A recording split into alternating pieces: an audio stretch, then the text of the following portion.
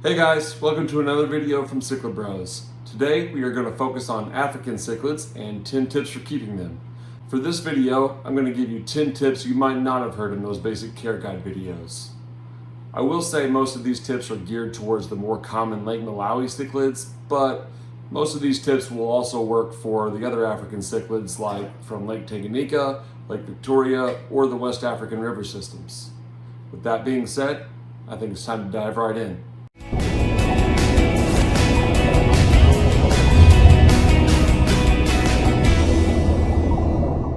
Alright, so my first tip for keeping African cichlids is to buy from a reputable breeder.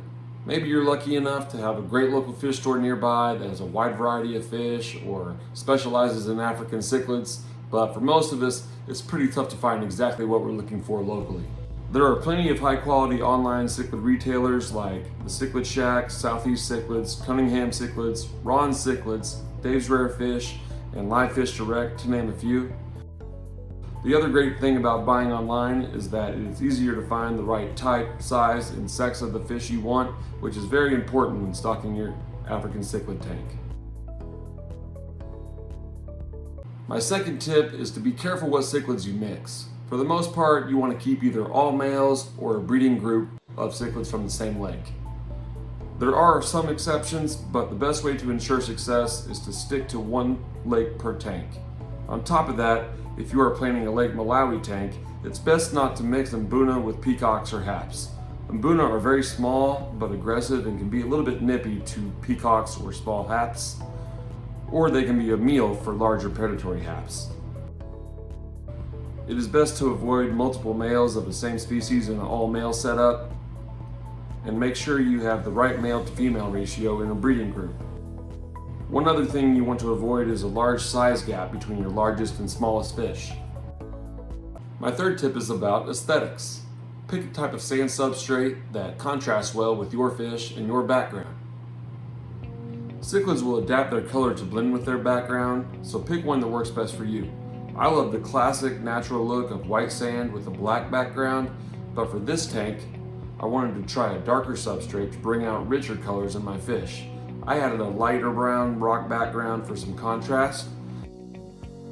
I think mbuna look best with a darker substrate and background, while peacocks look great against a light substrate and a lighter background.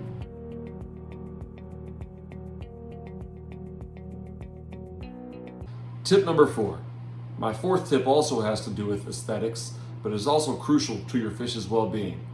And that is to choose a light that is dimmable and put it on a timer. Too much lighting and unregulated light schedules can drive your cichlids crazy. Cichlids don't do well with plants, so your tank really doesn't need high intensity or duration with your lighting.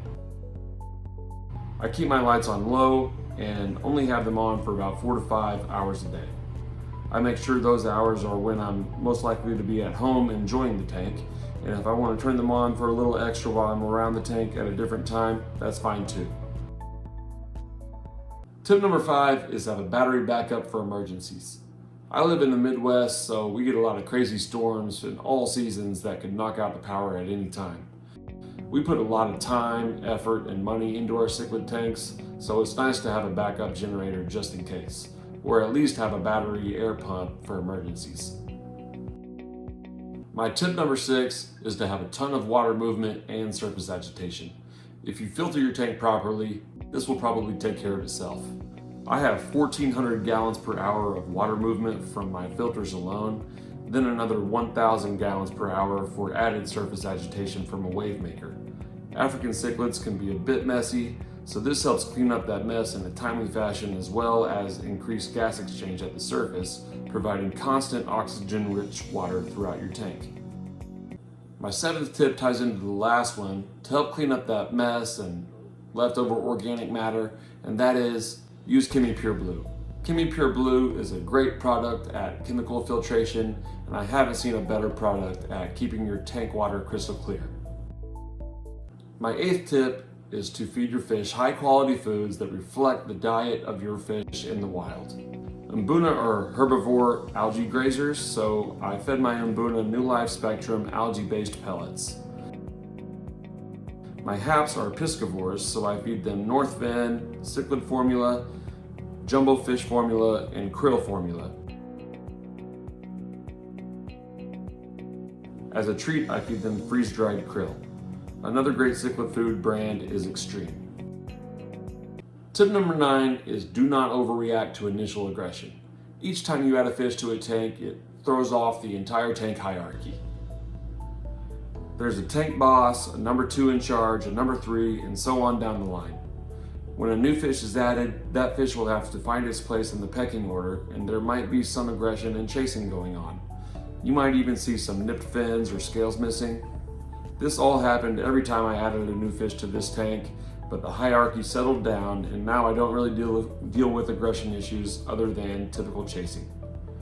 Once a tank boss has been established, it will actually calm your tank down. With this in mind, try to get your tank stocking set as quick as possible, then leave it alone to avoid upsetting this hierarchy.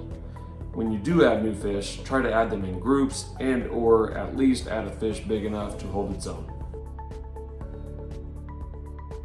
Which brings me to my last tip, tip number 10, quarantine your fish before adding them to an established tank.